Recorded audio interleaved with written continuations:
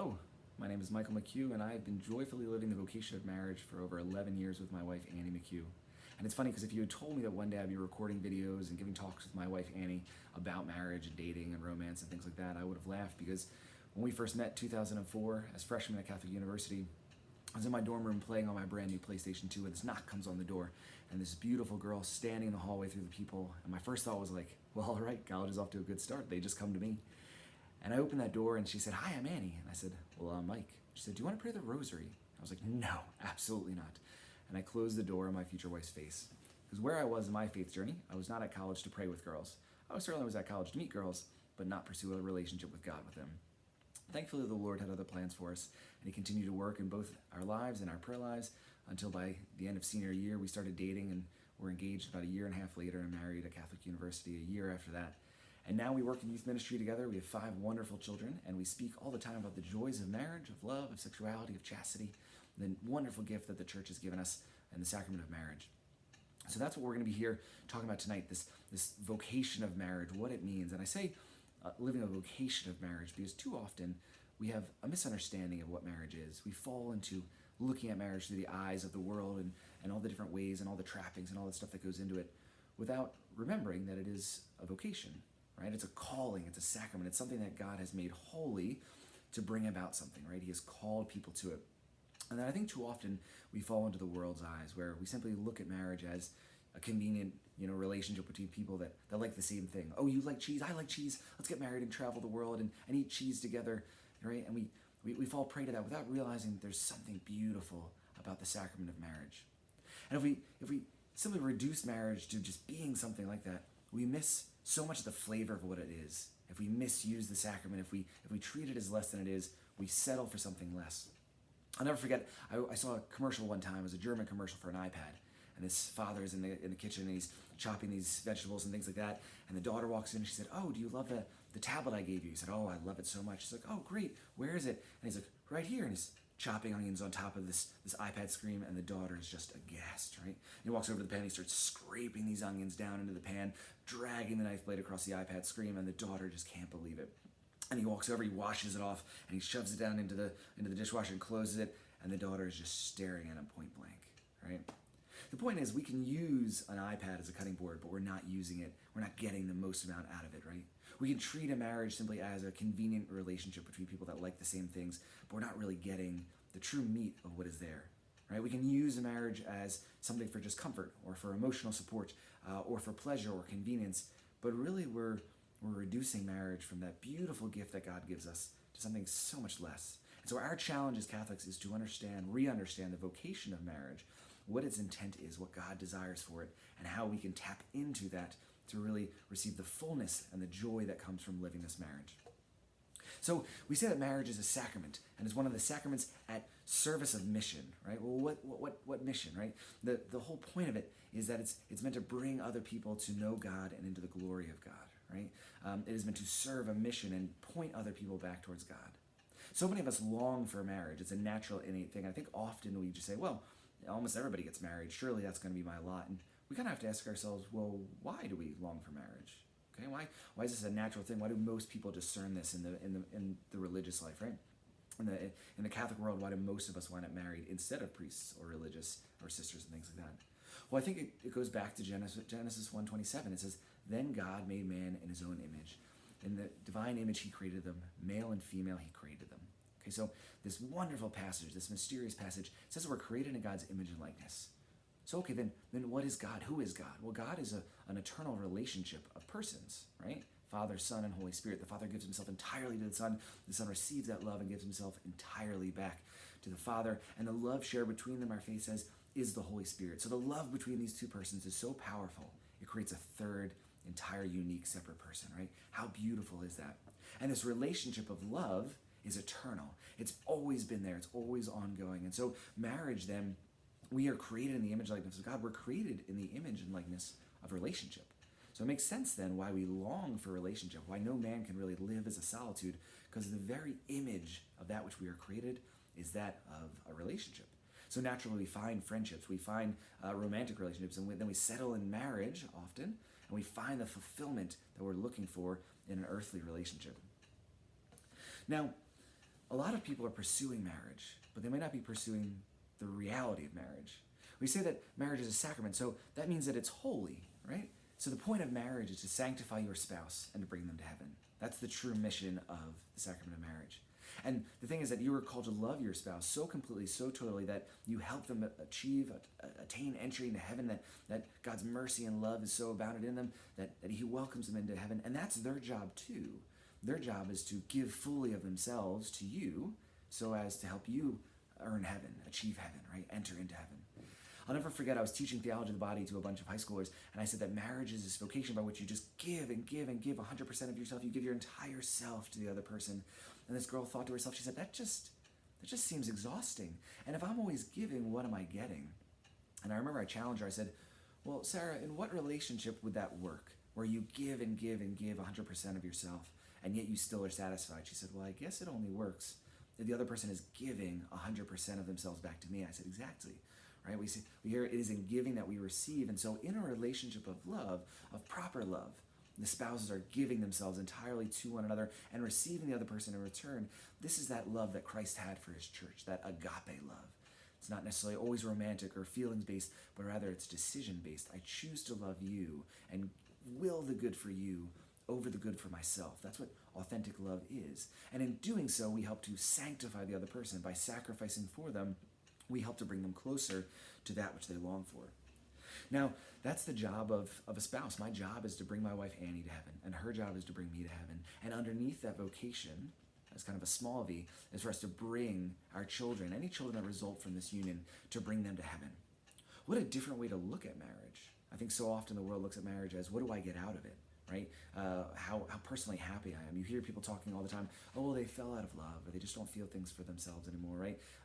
They're not getting anything out of this. Well, that's really not what the sacrament is about. The sacrament is about giving to another person instead of receiving for yourself. You simply are giving with the loving joy and knowledge that if you've married the right person, they're going to be giving in turn to you. So how do we get one another to heaven? If that's the primary goal? Well, by praying for one another, by challenging one another, by growing alongside one another in mutual love for the Lord. And so that's what a marriage must be. It must be a holy marriage. It must be one of, where there's prayer for your spouse, prayer between you and your spouse, praying together, where you bear little trials with great joy, where you endure sufferings for the sake of something greater, where the two of you are working as a common unit to bring one another closer to the Lord and bring your children alongside with you. Now, it's also accomplished through believing in and practicing what we call the twofold meaning of marriage: the lifelong union of two spouses together, and the accepting and raising of any children and bringing them up according to Christ and his church. We see this very powerfully in two scriptures in Genesis. It says at the very end of Genesis, therefore a man shall leave his father and mother and cleave to his wife, and the two shall become one flesh. One flesh, united in life, united in the sexual act, united in common pursuit of the goal of sanctity. So we've always held that marriage is lifelong, that this fidelity is something that will never be rescinded, right? This, when you think about it, right, consider what the relationship between the Trinity is. The union of these persons, not for a fleeting time, but for eternity. Our marriages are meant to reflect this heavenly union of persons, and so in doing so, then they should be lifelong instead of just simply coming into existence and ending in existence. That's why on your marriage day, right, on all of our wedding days, we all spoke in front of our spouse and in front of our God and in front of all of our family. We said these lines. We said we would be faithful to our spouses in good times and in bad, in sickness and in health, that we would love and honor our spouses all the days of our life. Think about those lines, right? In good times and in bad. I'm sure every marriage has had its good times for sure, and we can all think about times when we've had bad times. In sickness and in health, right? There are moments where there's a lot of sickness in our family, whether or not it's with my spouse or with our children, and those times are difficult, right? But that I will love and honor you all the days of my life. Not until someone better looking comes along, not until someone healthier comes along, not until, I feel like getting out of this little wed lease or whatever we call it, right? But rather till death do us part. Now that's a very radical idea. It didn't used to be. Lifelong fidelity used to be something that was expected in a marriage. But now, because of the ever-decaying sense of sexual morality and ethics in our culture, lifelong fidelity to marriage, it simply isn't anything. People can get married and outside of the church whenever they want, and they can just simply say silly inside jokes and puns and never really hold to anything lifelong. And so we are challenged, rather, to understand that marriage is the gift of yourself to another person until death do us part. And in doing so, we witness to the world that marriage is not about personal convenience. It's not about personal pleasure. It's not about personal satisfaction, but rather it witnesses towards the call of loving sacrifice to bring someone closer to heaven, to bring them towards that eternal good that we all naturally long for. So we witness. Our marriages are meant to witness to something much greater than ourselves. And we do so by sacrificing. And that brings us to our second point of marriage, sacrificing for the sake of our children. When we live a sacrificial life for our spouse, it ultimately really is also preparing us to sacrifice as an adult, all right, to our children, as a father or as a mother. We have 5 children, and I can tell you I was never ready to be a father, not with the first child, not the second, nor the 5th. Each one of them, these tiny little life that requires so much care and so much attention, and they're so tiny, and you feel like you can break them at any moment, and they are so demanding and so needy. My wife and I call them the most beautiful crosses that you'll ever carry, because they require so much of you. Every child stretches you a little bit more and more. And the challenge then, as Catholic parents, is to allow that stretching to happen joyfully and with love and not resentment. And so we as Catholics are called to be open to life, okay? I stood up in front of all of my family on my wedding day, as you all did, and so we promised that we would accept children lovingly from God and bring them up according to Christ and his church. Now, consider that line. My wife and I were talking about this when we were reflecting on this. Accept children lovingly and bring them up according to Christ and his church. We're not called to deny children. We're not called to demand children, but rather we're called to accept children as one might accept a gift from another person. And that's our challenge, and how different that is from what we see in our culture, right? So often couples say, well, I love the act of sex, I love the gift of self, I love the relationship that I have with my wife and with my husband, but we're terrified to receive the gift, and so we deny it. And we introduce contraception, we introduce all these unnatural ways by which we say, you know what, Lord, I like the idea of the gift, but I don't want it just yet, so I deny the gift. Or on the other hand, we have an entire booming industry in our culture with in vitro fertilization, couples that unfortunately cannot conceive, and so instead of accepting the cross that the Lord has given them, they demand the gift, right? They go around God's gift for sexuality, God's plan for marriage, and they demand the gift. Now, counter that with what you promised on your wedding day. I promise to accept children lovingly according to God and bring them up according to Christ and his church. You're not denying them, you're not demanding them, you're accepting them. That's what my wife and I have really experienced in the beauty of practicing natural family planning, where instead of suppressing our fertility or medicating our fertility, instead we understand our fertility. We work with a beautiful design that God has given us to be able to responsibly plan our children, and even when our plans are not the ones that God has for us. So we had 3 children in under 3 years. We had a 2012, a 2013, and a 2014 baby. I used to call them our annual baby, right? And each time, we weren't really prepared for them. And we were always kind of caught by surprise, as if, wow, sex makes babies, who knew, right? But each time, we accepted the gift. As fearful as we might have been, as nervous as we might have been, as tired and stressed out as newborn parents we might have been, we still said, okay, Lord, not our plan, not our will, but yours be done. And we accepted that life willingly into our family. And the beautiful thing is when you accept the gift and even challenge God on it, he will reward you in ways you've never even anticipated. When we were about to have our 3rd child, we needed another crib, and a youth ministry family just donated a crib. My parents gave us their minivan because we couldn't fit 3 car seats in the back of our CRV. And I'll never forget, after my wife had given birth to baby number 4, she comes to me about 2 months later and she says, I think I'm pregnant again. And I was like, you've got to be kidding me. I was like, God, you got to be kidding me. I said, I know every life is a gift, but I don't want the gift, Lord. And I remember I went to an adoration chapel and I was praying angrily and honestly, and I said, God, I'm so tired, and we're doing everything according to you and your will, and yet still you're giving us another child? Why? We don't even have a car big enough. And I said, God, if you want to give us another kid, you better give us a car big enough. And I'll never forget, I left that adoration chapel, and I turned on my phone, and I had a voicemail from a youth ministry family. And it was a dad saying, you know what? Our family has outgrown our 12-passenger van. We would like to give it to you.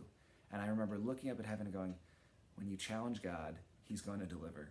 And I went home and I told Annie, I was like, you're pregnant. Because I just yelled at God in adoration and said, you have to give us a bigger van. And he gave us a 12-passenger. And Annie's like, you got to be kidding me, right? Now, it turned out that Annie wasn't pregnant, but the Lord wanted us to trust him. He wanted us to be able to yell at him and make demands of him and say, we're going to follow your will, God. You've got to help us through. And he did. He came through even when we didn't ultimately need it. And so that's our challenge as Catholics, to understand the beauty that children are, right? To understand the unbelievable gift that God says, I'm going to allow you to be co-creators with me. That I'm going to allow you as husband and wife to help bring in a new soul into this world. What a beautiful power. Not even the angels have that power to create new images and likenesses of God. And yet how quickly in our own families and in our own relationships, how quickly we are to dismiss that. And so we need to get to a place in our marriage where we joyfully welcome children, that we're able to pray with our spouse to discern whether or not we're able to welcome another life, and we're able to plan and discern responsibly and use the ways in which God has given us to help co-create along with him. It's in living out this twofold meaning of lifelong gift of self to one another and the joyful welcoming of children into our home that we slowly allow ourselves to chip away at every little bit of ego that we might have, that pride that we may have, that we may sacrifice out of love for those that God has entrusted. And in doing so, the sacrament of marriage helps bring them closer to heaven and ourselves along the way. And so wherever you are in your marriage and in your understanding of the sacrament, I want you to spend some time with that prayer, right? Spend some time praying, Lord, how am I living this lifelong gift of self to another person? How am I joyfully raising children, accepting them from you in your church? How am I using this union to bring my spouse and my children closer to Christ? And in doing so, how am I witnessing to the world as a whole that marriage is something greater than simply a mutual partnership, something greater than a semi-permanent attraction, it's something greater than just something that I use for my own enjoyment. God has asked us to be a witness of the love that he shares in the Trinity. He's also asked us to be a witness of the love that he has for his bride, the church. And when you think about that, the power that comes with that, man, it's a lot of responsibility, and it should call us to something stronger. So when you feel downtrodden about the faith, when you feel downtrodden about maybe relationships, understand that God has had a plan for marriage from the beginning, that he longs for you to stay in a lifelong union with your spouse, that he longs for you to enter into that gift of self, and in doing so receive children and bring them up according to Christ and his church, ultimately to draw yourselves and others to him. God bless.